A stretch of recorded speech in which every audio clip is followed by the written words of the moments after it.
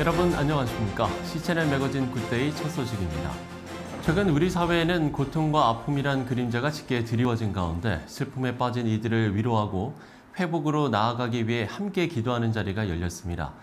73개 교단이 한마음으로 참여해서 드린 한국교회 위로와 회복의 예배 소식을 하유진 기자가 전합니다. 코로나19를 시작으로 최근 일어난 이태원 참사까지 크고 작은 위기로 한국교회는 물론 사회 전체가 힘겨운 시간을 보내는 가운데 우리 사회의 아픔을 위로하고 한국교회의 회복을 위해 한마음으로 기도하고 예배하는 자리가 마련됐습니다. 지난 16일 여의도 순복음교회에서 우는 자들과 함께 울라는 로마서 말씀을 주제로 73개 교단이 참여하고 성도 만여 명이 모인 가운데 한국교회 위로와 회복의 예배가 열렸습니다. 한국교회 총연합 주최로 열린 이번 예배엔 한교총 공동대표회장 고명진 목사가 대표 기도를 드렸고 기아성 대표 총회장 이영훈 목사가 우리의 기도를 들으시는 하나님이라는 제목으로 설교를 전했습니다. 이 목사는 재난 극복과 회복을 위해 한국교회와 성도들이 앞장서 한마음으로 기도해야 한다고 강조했습니다. 기독교는 결코 고난당한 자들을 외면하지 않습니다. 고난당한 자를 위로하고 격려하며 그 고난을 극복하도록 최선을 다하는 것이 우리들의 삶의 모습인 것입니다. 윤석열 대통령은 메시지를 보내 한국교회가 마련한 위로와 회복의 자리에 감사를 표했습니다. 강승규 대통령실 시민사회 수석이 대독한 대통령 메시지에는 한국교회에 대한 감사와 함께 안전한 대한민국을 만드는 데 최선을 다하겠다는 내용이 담겼습니다. 한국교회는 우리 이웃이 아픔을 겪을 때마다 늘 함께해 주었습니다. 앞으로도 하나님의 사랑을 실천하는 여러분께서 희생자와 유가족 그리고 우리 국민들을 위해 기도해 주시기를 당부드립니다. 뒤이어 한교총 명예회장 소강성 목사가 헌시를 낭송하고 한교총 대표회장 류영모 목사가 위로의 메시지를 전하며 마주한 아픔을 보듬고 위로하는 시간이 이어졌습니다. 침체된 예배와 이 사회의 회복을 위해 그리고 이태원 참사 희생자들과 부상자들을 위해 참석자들 모두 한마음으로 간절한 기도를 드리기도 했습니다.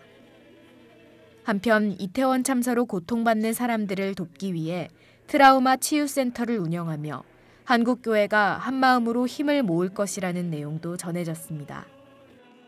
사회가 마주한 슬픔을 함께 나눈 한국교회 위로와 회복의 예배.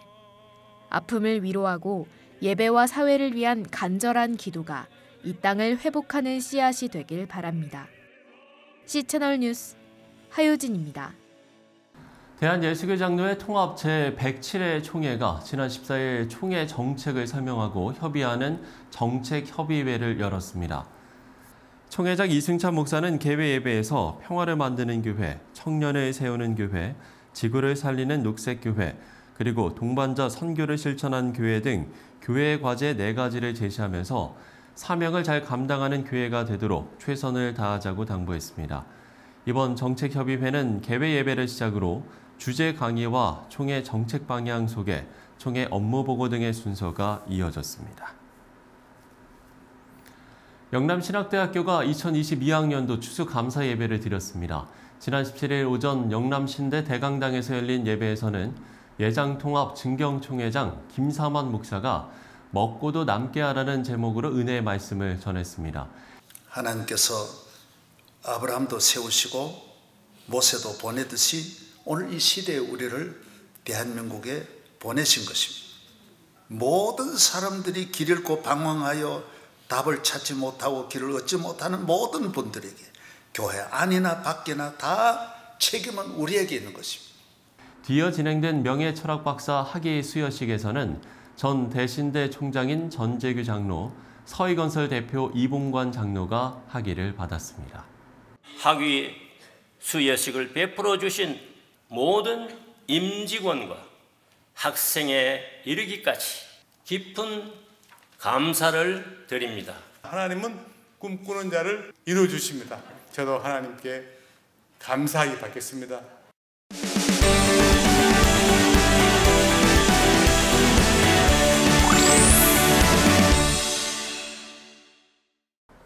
네, 우리나라 시간으로 오는 21일 카타르 월드컵이 시작됩니다. 이번 월드컵은 코로나 이후 열리는 국제대회이기도 해서 여러모로 세계 축구 팬들의 관심이 집중될 수밖에 없는데요. 오늘은 대한민국의 축구 영웅 최순호 감독 모시고 월드컵 이야기를 해보려고 합니다. 네, 스튜디오에 감독님 나오셨습니다. 감독님 안녕하십니까? 네, 안녕하세요. 반갑습니다. 앞서 말씀을 드린 대로 우리나라 시간으로 21일 새벽 1시에 2021 카타르 월드컵이 시작이 됩니다. 보통 이제 월드컵 하면 선수들의 컨디션 문제가 가장 중요하지 않을까 싶은데 또 최근에도 손흥민 선수가 갑작스러운 부상을 당해서 정말 많은 국민들이 우려하고 있거든요. 우리나라 선수들의 컨디션은 글쎄 좀 어떻게 좀 전망을 하세요? 네, 저는 큰 무리가 없겠다는 생각을 하고 있어요. 예. 마지막에 선수들을 선발을 했기 때문에 조금 우려나 걱정은 되지만 아무래도 경기하는 데는 문제가 없겠다는 그런 판단하에 선발을 했다고 생각이 들거든요. 그렇겠죠. 네. 우루과이와 첫 경기를 시작으로 우리 대표팀 일정이 시작이 되는데 경기 일정도 좀 소개를 해주시면 좋을 것 같고요. 경기 전망도 좀 해주시면 좋을 것 같네요. 첫 경기 우루과이전이 굉장히 중요하죠. 모든 것은 이제 뭐 첫 경기가 그렇죠. 결국은 16강에 가는데 계산법을 생각해도 굉장히 중요하거든요. 그래서 저는 대진은 괜찮다고 봐요. 그래서 우리가 조편성이 이제 우루과이와 가나, 포르투갈이기 때문에 첫 경기는 서로가 부담스러워요. 그래서 오히려 포르투갈은 첫 경기 잘 피했고, 그다음에 중간 정도의 팀인 우루과이와 하는 게 굉장히 좋다고 생각을 해요. 그리고 이제 첫 번째를 우리가 뭐 이긴다면은 그 16강에 대한 청신호고, 뭐 비긴다 하더라도 또 큰 문제는 없고, 만약에 뭐 혹시 패한다 하더라도 이제 그 다음에 이제 가나전에 대한 또 승부가 있기 때문에 굉장히 대진은 좋다고 생각하고. 긍정적으로 일단 경기 전망을 좀 해주셨고요. 우리가 그런가 하면 이제 월드컵 이야기를 하면 2002 월드컵 4강 신화를 항상 이제 이야기를 안 할 수 없을 것 같습니다. 벌써 20년이 됐어요. 그 시기에 활동했던 선수들이 아주 폭넓게 우리나라 축구에 전방위적으로 지금 활동을 하고 있어요. 그렇죠. 주축이 돼서. 그동안에 우리나라 축구는 정신력에 대한 축구를 많이 강조를 했었죠. 근데 사실은 그게 중요한 게 아니었었거든요. 그래서 더 전술적인 면과 기술적인 면 이런 것들이 더 중요했는데 우리는 반대로 체력적이거나 정신적인 걸 많이 이야기를 해왔어요. 근데 이제 그 2002년 월드컵을 치르면서 그런 것들이 이제 반전이 돼서 변화가 이제 완전히 변화되는 시기가 돼가지고 엄청난 그런 발전을 가져왔죠.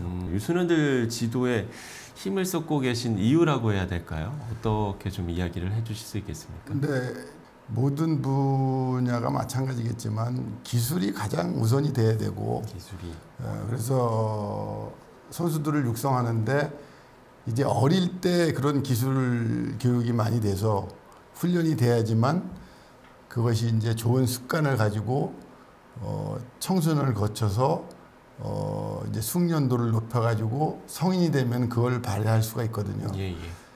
이제 그래서 유소년 축구를 굉장히 중요하게 생각을 하고 있습니다. 되게 제가 이렇게 경험한 바로는 16살 이전에 결국 선수는 다 만들어진다고 저는 확신을 하고 있어요. 그래서 그 시기가 굉장히 중요하죠. 그러면 대한민국 축구의 미래 어떻게 좀 전망을 하시겠습니까? 2002년 월드컵을 통해서 인프라도 좋아졌고 또 특히나 이 유소년들 어린아이들이 축구를 하겠다는 그런 이제 의욕이 많이 생겨서 지금 전국 곳곳에서 유소년 아카데미가 성행을 하고 있어요. 그래서 이제 우리가 조금 더 그 아이들이 더 재미있고 즐겁게 할 수 있는 분위기를 만들어주고 특히 이제 유소년 지도자들의 교육을 많이 시켜서 아까 이야기했던 그런 기술적인 측면을 좀 더 세분화시켜서 집중적으로 필요한 부분에 훈련과 교육을 시켜서 완성도가 된 선수를 만들어내야죠. 제가 예를 들어서 말씀드리면은 손흥민 선수는 축구의 기본이 잘 돼 있어요, 아주. 우리가 손흥민 선수가 이렇게 경기하는 걸 보게 되면은 뭐 아주 그 화려하거나 그렇진 않아요. 그렇지만 완벽하게 하잖아요. 예. 그래서 우리는 이제 그런 선수를 만들어내는 걸 목표로 해야죠. 알겠습니다. 자, 그런가 하면 믿음의 선수들도 참 많이 있는데 이런 선수들 이야기랑 끝으로 이번 월드컵의 관전 포인트라고 해야 될까요? 이거 짚어주시면서 오늘 대담을 마무리하면 좋을 것 같습니다. 지금 선수들의 폭은 굉장히 좋다고 봐요. 그래서 이제 골키퍼 굉장히 안정돼 있어요. 네. 그다음에 이제 수비수들도 안정이 돼 있고 미드필드는 이제 우리가 선발된 걸 보면 굉장히 숫자가 많아요. 그래서 그다음에 이제 공격에도 뭐 황의조라든지 예. 조규성이 또는 이번에 이제 예비 멤버로 된 오현규 같은 선수들이 신구의 조화 이런 것들이 잘 맞기 때문에 안정돼 있고 특히 과거에는 국가대표 선수 하면은 4분의 3 정도는 그러니까 붙박이였어요. 근데 지금은 그 반대가 됐어요. 이제 뭐 4분의 1 정도만 안정되게 뽑히는 선수고 나머지는 이제 누가 될지 모르는 정도로 경쟁력이 심해졌고 예. 그래서 우리나라의 축구가 이제 넓어졌다고 보는 거죠. 그래서 저는 이번에 우리나라가 좋은 성과를 거둘 거라는 확신을 가지고 있어요. 거기에 또 하나는 이제 벤투 감독의 그동안의 노력과 국가대표팀 운영을 하는 거 보면은 굉장히 안정적으로 했고 또 이제 지금 최근에 와서 월드컵에서의 경기 장면을 이제 떠올리면서 데뷔하는 거를 보니까 뭐 아주 안심해도 되겠다는 생각을 좀 했습니다. 예, 알겠습니다. 지금까지 포항 스틸러스 유스팀 전이사 최순호 감독과 함께 이야기 나눠봤습니다. 오늘 말씀 고맙습니다. 네.